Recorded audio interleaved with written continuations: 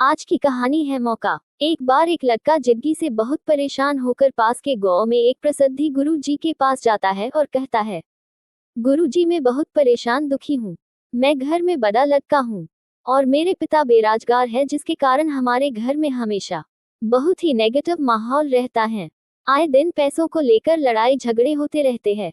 पढ़ाई करने के बाद मुझे भी कहीं काम नहीं मिल पा रहा है। घर में 3 बड़ी बहनें हैं, उनकी शादी की जिम्मेदारी भी मुझ पर ही है। पूरे घर की जिम्मेदारी मुझ पर ही है। मैं समझ नहीं पा रहा हूँ कि मैं क्या करूँ जिससे मेरे घर की गरीबी दूर हो जाए। मुझे बहुत सारे रुपए, पैसे, धन दौलत चाहिए जिससे मैं अपने परिवार की जरूरतों को पूरा कर सकूं। उसकी बात सुनकर गुरुजी उसे एक नदी किनारे एक ऐसी जगह ले गए जहां बहुत सारे ककन पड़े थे। और गुरुजी ने उस लड़के से कहा, इतने सारे ककन में से कोई एक ऐसा कंकर है जो हर धातु को सोने में बदल सकता है। उस कंकर को जिस धातु पर रखोगे वह सोने में बदल जाएगा। गुरुजी की बात सुनकर लड़के ने आश्चर्य से गुरुजी की ओर देखा और बोला, गुरुजी यहाँ तो बहुत सारे कंकर है, ये तो असंभव कार्य है।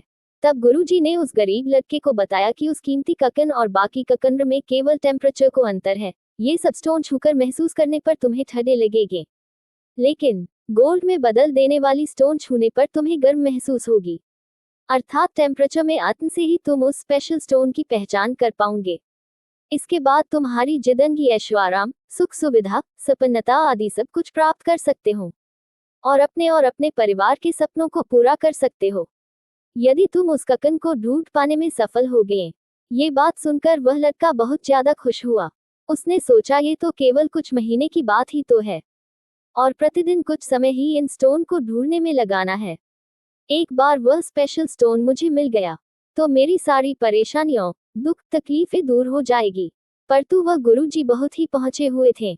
इस छोटे से दिखने वाले पारस कंकर को ढूंढना का कार्य गुरुजी ने बड़े सोच समझ कर दिया था। इस कार्य के पीछे एक छिपा था जो उस लड़के की जिंदगी बदल सकता था। परंतु ये इतना आसान कार्य नहीं था। लड़का ने अपना काम करना शुरू कर दिया। उसने समुद्र किनारे पे सारे कंकरों में से 5 कंकर को हाथ में लेकर उसे महसूस किया कि ये ककन ठंडा है या गर्म, जो उसे ठंडा लगा और उसने उसे समुद्र में फेंक दिया। इस तरह पत्थर को समुद्र में फेंकने को यह फायदा हुआ कि वो कंकर उन बाकी कंकर से अलग हो गए, जिससे उनके कंकरों में मिक्स हो जाने के चांस कम हो गए। प्रतिदिन वह गरीब लड़का समुद्र किनारे आता और कंकरों को उठाता, उन्हें हाथ में ठंडा या गर्म महसूस करता और कोल्ड होने पर समुद्र में फेंक देता। इस तरह दिन बीतते गए, सप्ताह बीतते गए, ये प्रतिदिन का काम हो गया। इस तरह पहले दिन के मुकाबले वह अधिक संख्या में स्टोन्स को समुद्र में फेंकने लगा। इस तरह बार बार ठंडा पत्थर ही हाथ में आना, उसे ठंडा महसूस करना और फिर फेंक देना, यह उसकी दिनचर्या बन गई। लेकिन अब तक उसको वह पारस पत्थर अर्थात गर्म ककन नहीं मिला। उसे सब कंकर ठंडे महसूस हो रहे थे, लेकिन उसका विश्वास था कि वह गर्म कंकर उसे मिलेगा जरूर। लेकिन धीरे धीरे वह ककन क्या है ध्यान से परखना, महसूस करना, फील करना कम करता जा रहा था। अब वो उन ककन को उतनी बारीकी से जांच नहीं कर पा रहा था जितना कि उसने शुरुआत में उन 5 ककन स्टोन को लेकर चेक किया था। और उसका नतीजा ये हुआ कि उसके अवचेतन मन में ककन के ठंडा ही होने की प्रोग्रामिंग सेट हो गई। दूसरे अर्थों में, एक ही काम को बार बार करते रहने से वह आदत हमारे मन में स्टोर हो जाती है और चाहकर भी दूर नहीं होती। जब तक आप चेतन रूप से कोई काम करेंगे तब तक तो वह आदत प्रकट नहीं होगी, लेकिन जरा सा ध्यान हटते ही वह आदत प्रकट हो जाएगी। और ताज्जुब की बात यह है कि हमें खुद इस बात का पता वह घटना घट जाने के बाद पता चलेगा।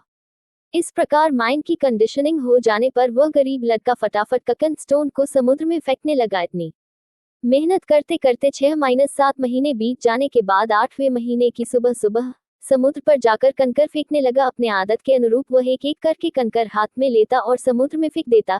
इसी बीच कंकर फेंकने के बाद उसे कुछ एहसास हुआ कि वो कंकर तो कुछ गर्म था, मतलब वह वही पारस पत्थर था जिसके लिए वह सुबह शाम पिछले 8 महीने से उसकी तलाश कर रहा था।